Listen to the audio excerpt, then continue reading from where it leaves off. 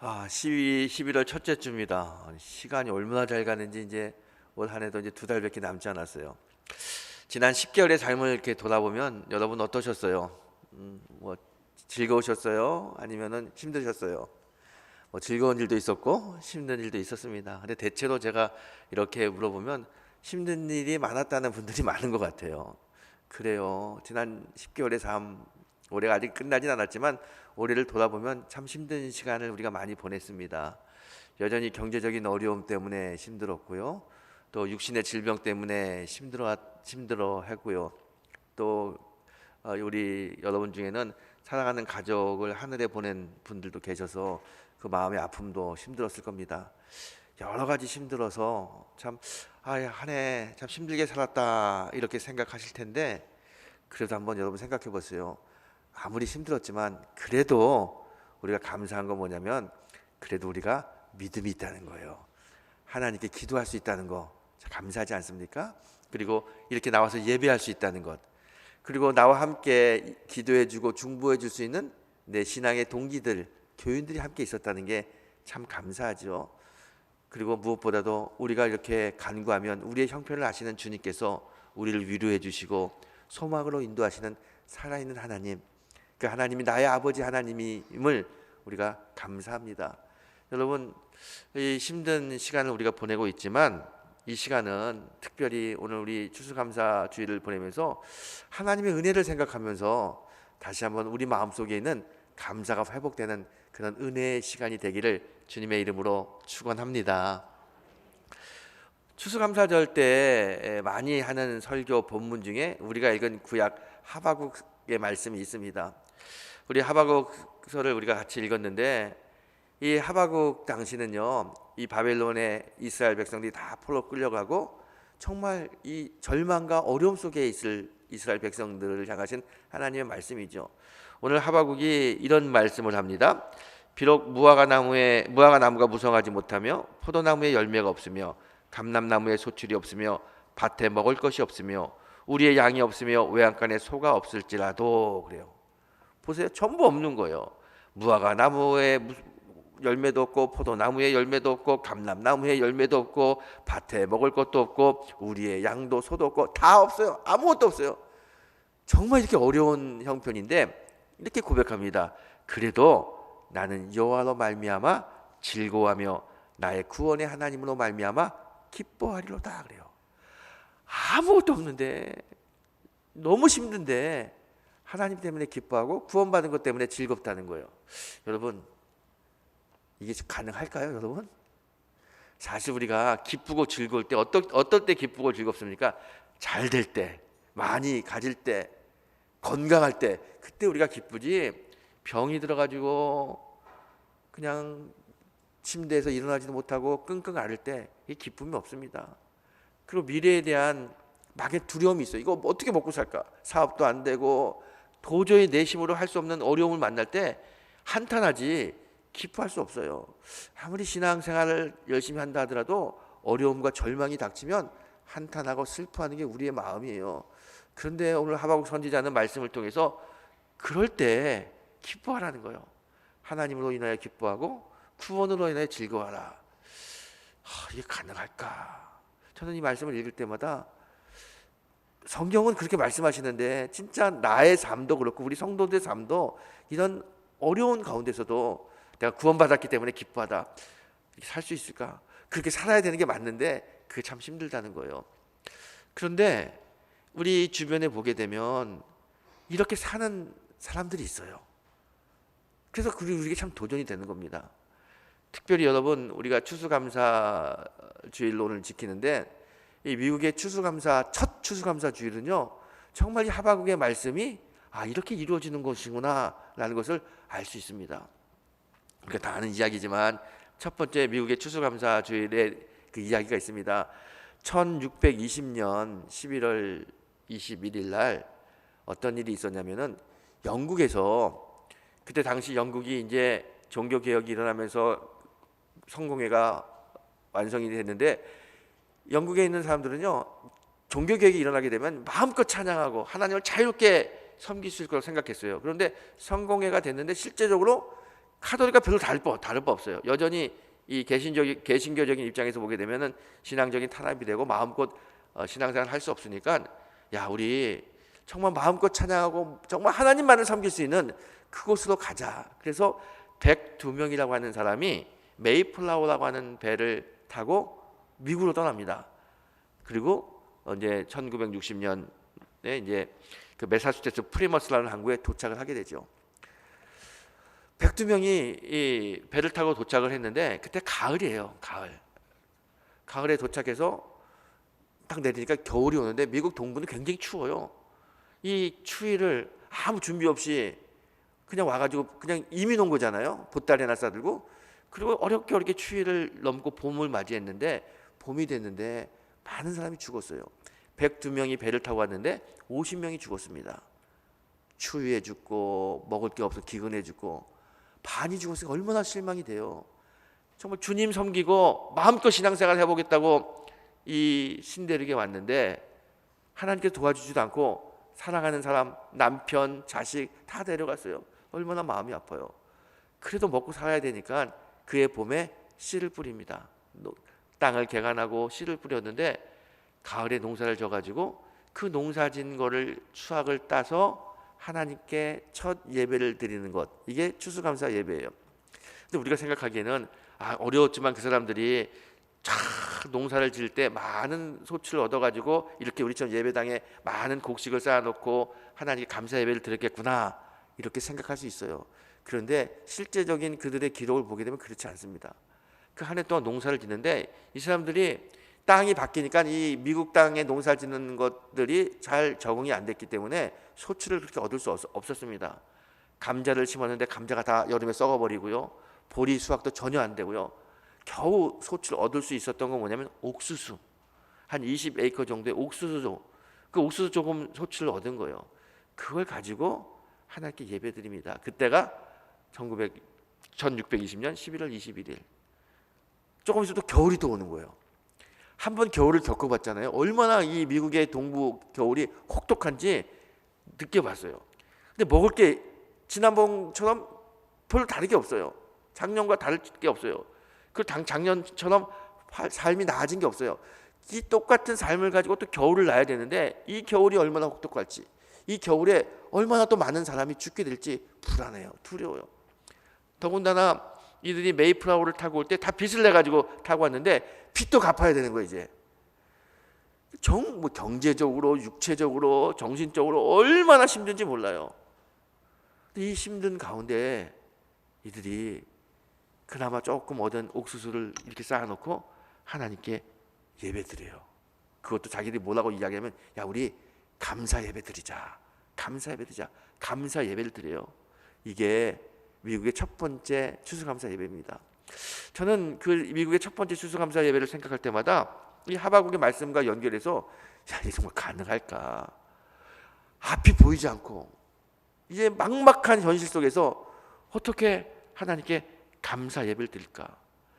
눈물과 탄식의 현장인데 그걸 어떻게 감사 예배를 드릴 수 있을까? 그리고 감사 예배 드리는 그 사람들의 그 예배 드리는 광경을 생각하면 그냥 저절로 가슴이 뭉클해요. 나 같으면 그 어려운 환경 속에서 하나님 감사합니다 고백하며 감사 찬양하고 감사 예배 드릴 수 있을까? 참 힘들죠. 그런데 정말 미국의 처음에 갔던 그분들은요, 하나님께 감사 예배 드렸어요. 엄밀히 따지면 우리 인간의 눈으로 보게 되면 감사할 게 아무것도 없습니다. 뭐 받은 게 있고 뭐 나아진 삶이 있다고 감사할 수 있겠습니까? 살림도 나아진 것도 없고요, 환경도 변화된 것도 없고요, 여전히 어려워요. 오히려 영국에서 떠날 때 온 빚 때문에 더 힘들어요. 그런데 이들이 감사 예배 드려요. 어떻게 감사 예배를 드릴 수 있을까? 목사니까 그런 생각 많이 하잖아요. 이들이 어떤 마음이었길래 그 절박하고 어두운 환경 속에서 하나님께 감사를 고백하며 예배 드릴 수 있었을까? 가만히 묵상하면 주님이 주신 마음은 딱 하나인 것 같아요. 이들은 하나님을 믿었어요. 하나님을 믿었어요. 내 삶이 지금 내가 사는 것이 아니라 이 모든 나의 삶은 하나님과 연결되어 있다. 비록 내 눈에는 캄캄하고 아무것도 보이지 않지만 분명히 하나님의 은혜가 있고 역사가 있고 하나님의 인도하심이 있다. 내 인생의 주인은 내가 아니다, 하나님이다. 그 주인 되신 하나님이 주시면 받을 수 있고 걷어가시면 가져갈 수밖에 없는 나의 이 삶을 완전히 인정하고 오직 주님이 나의 주인이십니다. 그저 주님의 은혜만을 구합니다. 이 예수님에 대한, 하나님에 대한 확실한 믿음이 있었기 때문에, 내 주인이 예수라고 하는, 하나님이라고 하는 고백이 있었기 때문에 이들은 그 어려운 환경 속에서도 감사 예배를 드릴 수 있었습니다. 여러분, 이 감사는요, 믿음과 연결되어 있습니다. 하나님에 대한 믿음이 있으면 아무리 어려워도 감사가 되고요, 하나님에 대한 믿음이 약하면요, 아무리 풍성해도 감사가 잘 나오지 않습니다. 여러분, 보통의 사람들은 하나님 많이 주시면 감사해요. 하나님 밝은 빛으로 인도하시면 감사해요. 보통의 사람들입니다. 그래서 감사하자 그러면 따져보면, 내가 올 한 해 동안 하나님 나에게 뭐 주셨지? 아, 이렇게 건강도 주시고 이렇게 축복도 주고 물질도 주셨구나. 그럼 감사할 수 있어요. 그런데 따져봐가지고 별로 감사할 게 없어요. 힘들었어. 그러면 뭐 올해 무슨 감사야, 이렇게 생각하는 게 보통의 우리들의 마음이죠. 이게 왜 그러냐면 하나님에 대한 믿음이 약하기 때문에 그래요. 여러분, 처음 이 청교도들이 감사 예배 드릴 때 그들의 형편은 정말 어려웠습니다.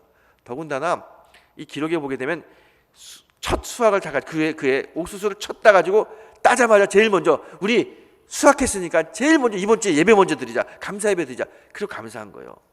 보통 옥수수를 수확해도요, 보통 한 달 정도 걸립니다. 한 5주에서 6주 정도 수확하는데, 오늘 예배 드리고 다음 주에 또 수확을 하는데, 이 동부 기후가 만만치 않아요. 갑자기 11월 중순이면 뭐 눈도 올 수 있어요. 추우면 수확할 수 없어요. 다 얼어 죽어요. 더군다나 인디안들이 공격하게 되면 다 뺏길 수 있어요. 수확을 다 한 다음에 다 창고에 쌓아놓고 그 중에서 하나님 이렇게 주셔서 감사합니다 걷어가지고 예배 드리는 게 아니라, 추수 감사 드리는 과정 중에 감사 예배 드리는 거예요. 그래서 첫 번째 수확한 것만 가지고. 이들은 이렇게 할 수 있는 게 뭡니까? 지금 이렇게 주는 것도 하나님의 은혜고 하나님께 주신 거고, 앞으로 수확할 때 날씨가 추워져 가지고 수확을 할 수 있을지, 인디안이 들어와 가지고 수확할 수 있을지 아무도 몰라요. 이것도 다 하나님 손에 달려 있는 거다. 우리 힘으로 인디안을 막을 수도 없고, 우리 힘으로 날씨를 막을 수도 없고, 이건 다 하나님 손에 달려 있는 거다. 하나님 맡기는 거예요. 나의 주인 하나님, 그렇게 고백하면서 그냥 이번 주에 주신 이 추수, 이거 가지고 예배 드리자. 이거 하나님 주신 거니까 하나님에 대한 절대적인 신뢰와 마음을 가지고 예배 드리는 겁니다. 여러분, 이분들은요, 모든 자신들의 삶이 다 하나님과 연결되어 있고 하나님의 인도하심이라고 하는 믿음이 있어요. 그래서 그 어려운 상황 속에서도 감사 예배 드릴 수 있는 겁니다. 여러분, 이 세상은요, 저절로 되는 건 하나도 없습니다. 모든 것이 다 전능자이신 하나님의 손길에 의해서 되는 거예요. 이제 다음 주에 우리 수능 시험 아이들이 칩니다. 고3생들 또 재수생들. 여기 아마 수능생을 듣는 가족들이 있을 텐데, 우리 아이가 이번에 수능을 잘 봐가지고 좋은 성적을 얻어서 원하는 대학에 갔으면 좋겠다. 모든 부모의 똑같은 마음이죠. 근데 여러분, 한번 생각을 조금 바꿔보세요. 우리 아이가 고3이 돼서 수능을 치를 수 있다는 것, 점수에 상관없이 수능을 치를 수 있다는 것 자체가 얼마나 큰 하나님의 은혜입니까? 여러분, 우리 주변에 다 여러분 친구들 자녀들 있잖아요. 수능 치를 수 없는 그 아픔과 또 몸에 약함이 있는 아이들 많이 있습니다. 또 집안에 문제 있을 수도 있고요. 그래도 우리 아이가 이렇게 수능을 제때 치를 수 있다는 것도 정말 하나님의 은혜입니다. 정말 지난주 일요일날 우리가 상상할 수 없는 끔찍한 일을 겪지 않았습니까? 그 많은 젊은이들이 서울시 한복판에서 이렇게 압사사고 당했다는 게, 이게 정말 우리 상식적으로 있을 수 없는 일이잖아요. 그런 사건과 사고를 보면서 그래도 우리 가정에 또 우리 이웃에 그런 아픔이 없었다는 것도 하나님의 특별한 은혜죠.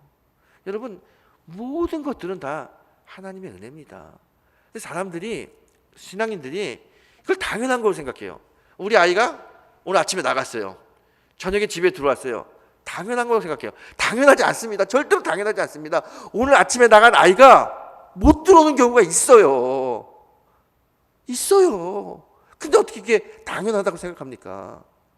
아이가 집에 들어온 거, 남편이 집에 들어온 거, 아내가 집에 들어온 거 하나님의 은혜예요. 하나님께서 도와주셔서 하루를 잘 보내고 집에 오는 거예요. 태양이 뜬 거, 저녁이 돼서 해가 저문 거, 우리는 다 당연하다고 생각합니다. 절대로 당연한 게 아닙니다. 하나님의 은혜입니다. 왜 우리가 감사하지 못하느냐? 당연하다고 생각해요. 우리가 일어나는 것들이 다 당연하다고 생각합니다. 당연하다고 생각하니까 어떻게 감사가 나올 수 있습니까? 그런데 신앙의 눈으로 보게 되면 당연한 건 하나도 없습니다. 다 하나님의 인도하심이고 하나님의 은혜입니다. 여러분, 그래서 감사는 하나님을 경험하는 열쇠입니다. 여러분, 우리가 모든 것이 다 하나님의 인도하심이고 하나님의 은혜라고 생각하면, 내가 오늘 예배 자리에 온 것, 예배 끝나고 집에 돌아가는 것, 이렇게 마음껏 숨을 쉴 수 있다는 것, 다 하나님의 은혜라고 생각하면 그냥 저절로 감사가 나와요. 하나님 감사합니다. 여러분, 밥 먹고 화장실 못 가도 얼마나 힘들어요. 며칠 동안 화장실 못 가면. 그러고 있다가 화장실 가서 시원하게 용변 뭐가 납니까? 아유 감사합니다 나오지 않아요? 그런 생리적인 현상도 하나님의 은혜인 거예요. 우리의 모든 삶은 다 하나님의 인도하심입니다. 이걸 알고 인정하면, 그게 은혜라고 느껴지면 저절로 감사가 나와요. 그래서 감사는 하나님을 경험하는 열쇠다라고 이야기하는 겁니다. 우리가 왜 하나님을 경험하지 못합니까? 모든 것이 다 하나님의 은혜라는 걸 느끼지 못해서 그래요. 그냥 당연하다고 생각해요. 당연하고, 내가 노력해서, 내가 애써서 내가 이렇게 먹고 내가 이렇게 누리고 있다, 나의 노력의 결과다, 그렇게 생각하니까 은혜라는 생각이 안 들고, 은혜라는 생각이 안 드니까 감사가 안 나와요. 그렇지 않습니다. 내가 노력해서 먹고 사나요? 절대로 그렇지 않습니다. 여러분, 하나님의 은혜입니다. 하나님의 은혜입니다. 여러분, 하나님의 은혜라고, 내 삶의 모든 것은 다 하나님의 은혜라고 그런 생각을 가지고, 그런 믿음을 가지고 돌아보면 감사 나옵니다. 이 자리에 예배 드리는 것도 얼마나 감사한지 몰라요. 하나님 감사합니다. 이렇게 우리가 감사를 고백하면 전능한 하나님, 살아있는 하나님 만날 수 있습니다. 그리고 그 하나님 만나면 우리의 삶이 훨씬 기쁘고 훨씬 더 힘있고 능력의 사람이 됩니다. 여러분, 오늘 하박국 선지자가 모든 것이 힘들고 어렵지만 여호와로 인하여 기뻐하고 구원으로 말미암아 감사하다 고백했을 때 그가 어떤 삶을 삽니까? 후반전에 이렇게 이야기해요. 주 여호와는 나의 힘이시라. 나의 발을 사슴같이 하사 나를 나의 높은 곳으로 다니게 하시리로다. 그래요.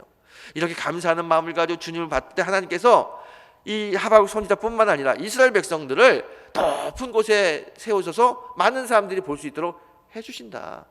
실제적으로 그렇게 됐고요. 이렇게 감사의 마음을 가진 이 하박국, 하나님의 많은 은혜와 복을 받은 사람입니다. 여러분, 그 미국의 첫 번째 추수감사가 얼마나 힘들었습니까? 앞, 뒤, 옆, 사방을 봐도 깜깜합니다. 도대체 인간의 눈으로는 감사할 수 없는 조건이에요. 그럼에도 불구하고 그들이 첫 곡식을 따서 하나님께 감사 예배를 드렸을 때, 첫 번째 감사 예배잖아요. 그리고 시간이 흘렀습니다. 미국이 어떻게 됐습니까? 여전히 세계에서 최강대국 되지 않았습니까? 저는 이 미국이 최강대국이 된 이유는 뭐냐면 단 하나예요. 그들이 감사의 마음을 가지고 예배한 것, 그 예배의 전통을 계속해서 후손들에게 물려주며, 여전히 미국 사회가 여러 가지 문제가 있지만 그래도 가장 중심에는 신앙인들이 감사함을 가지고 예배드리고 자녀에게 하나님의 은혜를 가리키는 그 힘이 여전히 미국을 버티고 있는, 미국을 잘 살게 하는 원동력이라고 믿습니다. 하나님이 감사하는 자손에게, 감사하는 민족에게 복을 주셔요. 이게 하나님의 마음입니다. 여러분, 오늘 우리도 이 추수감사 예배를 드리면서 정말 하나님의 은혜를 기억하고 감사가 회복되는 그런 역사가 일어나길 축복합니다. 지난 1년간, 아까 제가 물어본 질문 다시 한번 해볼게요. 지난 1년간 여러분 어떠셨어요? 힘드셨나요? 제가 물어보면 아마 이렇게 대답했으면 좋겠어요. 아니요 목사님, 그래도 하나님의 은혜였습니다. 그렇죠? 물론 사랑하는 사람과 이별한 아픔도 있습니다. 경제적인 어려움도 여전히 우리를 힘들게 합니다. 여러 가지 문제가 있을 수 있어요. 하지만 그 속에서도 하나님께서 인도하셔요. 그 어려움 속에서도 하나님이 지금도 움직이고 계셔요. 그걸 느끼고 그게 은혜라고 고백하면 우리는 지금 지난 한 해 어떠셨어요? 그러면 아유 감사하죠. 감사하죠. 이런 고백이 나올 겁니다. 여러분 지난 1년뿐만 아니라 코로나 2, 3년 겪은 동안 우리나라뿐만 아니고 모든 나라 사람들이 다 힘들어요. 얼마나 많은 사람이 죽었는지 아세요? 2차 세계대전 그만큼 사람이 많이 죽었습니다. 그래도 우리가 살아서 예배 드리잖아요. 지금 감사하지 않습니까? 얼마나 감사합니까? 여러분 아무리 어려워도 그래도 우리가 밥 굶지 않잖아요. 오늘 밥 굶고 오신 분 있으세요? 감사하죠. 정말 감사할 투성입니다. 여러분 오늘 이 감사 예배를 드리면서 당연한 게 아니라 하나님의 은혜라는 것을 깨닫게 되길 축원합니다. 이 세상에 당연한 건 아무것도 없습니다. 내가 숨쉬는 것조차도 하나님의 은혜입니다. 이 하나님의 은혜를 느낀다면 당연히 감사할 수 있죠. 여러분 성경 속에 참 감사를 많이 했던 사람 중에 한 사람이 누구냐면 다윗입니다. 다윗이 시편의 시를 많이 썼는데 다윗 시편의 시의 특징은 뭐냐면 다 감사시라는 감사시. 우리가 잘 알고 있는 다윗의 대표적인 시, 우리나라 사람들이 제일 좋아하는 성경 시편 23편이 있습니다. 여호와는 나의 목자시니 내게 부족함이 없으리로다. 그 시 읽어보세요. 정말 하나님이 이 다윗을 푸른 풀과 쉴 만한 물가로 잘 인도하신 것처럼 보여요. 정말 편안한 삶을 산 것처럼 보입니다. 그런데 실제로 그 시를 쓸 때 다윗은 그렇지 않았습니다. 그는 도망다니는 신세였고요, 제대로 먹지도 못하고 잠도 못 잤습니다. 그래도 그가 그런 어려운 환경 속에서도 하나님이 나를 푸른 풀밭 쉴 만한 물가로 인도하시는 하나님이다, 하나님에 대한 믿음을 가지고 살았더니 그냥 감사가 나와요. 사망의 음침한 골짜기를 넘어가는 그 위험한 순간을 얼마나 많이 겪었는지 몰라요. 그래도 그가 주님이 나와 함께하기 때문에, 주의 막대기가 지팡이가 나를 안위하시기 때문에 내가 이 사망의 음침한 골짜기도 건널 수 있습니다. 하나님 감사합니다. 그의 모든 삶은 다 하나님의 은혜라고 생각했어요. 그래서 감사가 나옵니다. 그랬더니 그의 삶이 어떻게 됐습니까? 이스라엘 역사의 가장 위대한 왕 다윗 왕이 되는 거 아닙니까? 그는 모든 것이 다 하나님의 은혜라고 생각했고 하나님의 인도하심이라고 생각했고 그곳에서 감사했습니다. 그랬더니 하나님이 그를 세우셨습니다. 여러분, 이 세상에 저절로 이루어지는 건 절대로 없다는 거예요. 하나님의 은혜를 생각할 때 우리의 신앙이 훨씬 더 하나님과 가까워질 수 있습니다. 제가 옛날에 섬기는 교회에서는요, 노숙자들에게 매주 수요일마다 2,000원씩을 줬었어요. 꽤 오래됐죠. 오래된 얘기. 2,000원 주는데 이 소문이 나니까요, 얼마나 많은 사람들이 오는지 몰라요. 쫙 줄을 서는데 교회 예산이 있잖아요. 매주 예산이. 이 예산 가지고는 안 되는 거예요. 못 받는 사람들이 생겨요. 그래서 어떻게 했으면 좋겠냐. 그래서 왔는데 아무것도 돈이 떨어졌다고 안 주는 게 좀 미안해가지고 교회에서 어떻게 했냐면은 1,000원으로 줄여가지고 온 사람 다 나눠줍시다. 1,000원을 드렸어요. 1,000원을 드렸더니 어떤 일이 일어난지 아세요? 난리가 나는 거야. 교회가 왜 이렇게 사랑이 없어졌냐?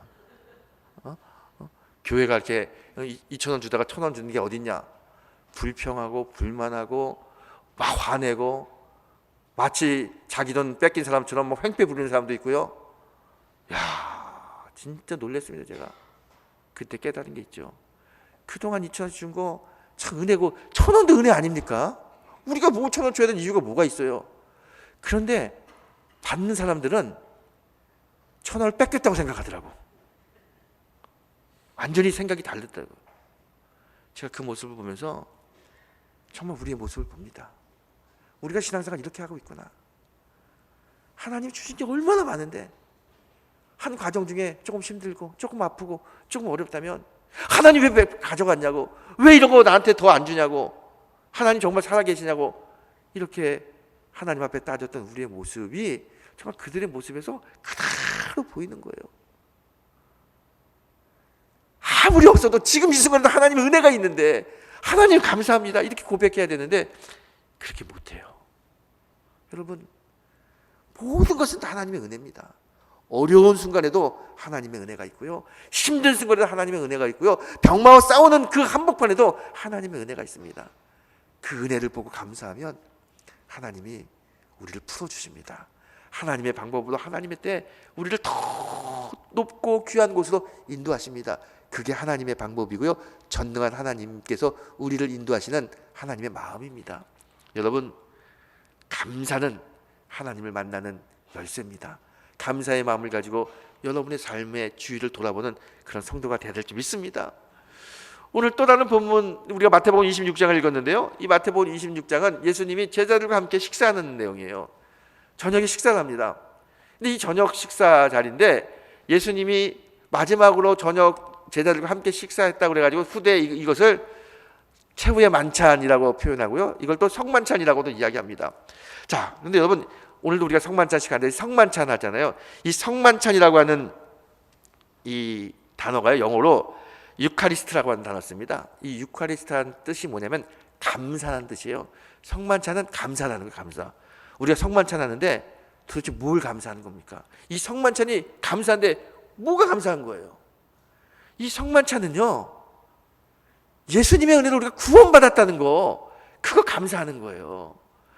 이 성만찬을 할 때마다 내가 하나님의 아들이 되고 천국 백성이 됐다는 거, 이게 너무너무 귀한 은혜잖아요. 이 은혜를 받은 사람, 그래서 감사합니다, 이 고백하는 게 성만찬식입니다. 예수님께서도요, 이 성만찬을 할 때, 마지막 식사할 때 떡과 포도주를 줄 때 예수님이 하신 말씀이 있어요. 떡을 떼면서 뭐라고 이야기합니까? 감사 기도를 드리신 후에, 포도주를 주면서 감사 기도를 드리신 후에, 감사 기도 드린 다음에 제자들에게 떡과 포도를 나눠주셨어요. 도대체 예수님 뭐가 그렇게 감사했을까? 마지막 식사하고 나가서 십자가에 못 박혀 돌아가시는데, 채찍에 맞고 고난당하시는데 도대체 뭐가 감사해서 이 떡과 포도주를 제자들에게 나눠주면서 하나님께 감사하다고 이야기하셨을까? 주님의 마음이 뭘까요? 오늘 본문 27절에 보게 되면 그 주님의 마음은 이렇게 이야기하고 있습니다.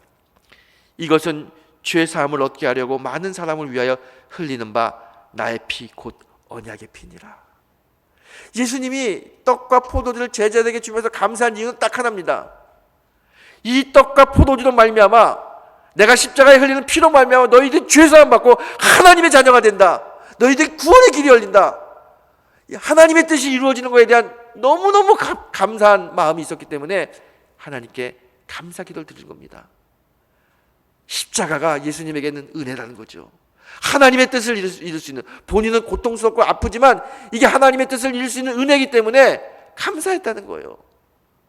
여러분, 이 예수님의 떡과 포도주를 우리가 먹고 마실 때 우리는 주님의 그 은혜를 알아야 됩니다. 주의 죽으심이 없었다면, 주님의 십자가의 고통이 없었다면 우리가 어떻게 구원받을 수 있습니까? 엄청난 은혜죠. 이 은혜를 받으면 당연히 우리가 어떻게 고백합니까? 감사합니다. 나 같은 죄인을 살려주신, 지옥 가는 나에게 영생의 천국의 은혜를 주신 하나님, 예수님 감사합니다. 그게 고백돼야 되지 않겠습니까? 여러분, 오늘 떡과 포도주를 먹고 마실 때 우리는 그리스도와 하나가 됩니다. 그리고 그 주님의 은혜로 말미암아 구원받았다는 구원에 대해서 깊이 감사하며 그 하나님의 은혜를 생각하고 구원받은 자로 날마다 이 땅에서 하나님을 증거하고 하나님 살아있음이 내 삶의 모습을 통해서 나타나는 감사의 성도가 되어야 될 줄 믿습니다. 그렇게 될 때 하나님께서 우리를 이끄시고 하나님의 놀라운 은혜와 평강이 우리의 삶 속에, 우리 가정과 교회에 충만히 임할 줄 믿습니다. 그런 은혜가, 그런 감사가 충만히 임하게 되시기를 축원합니다.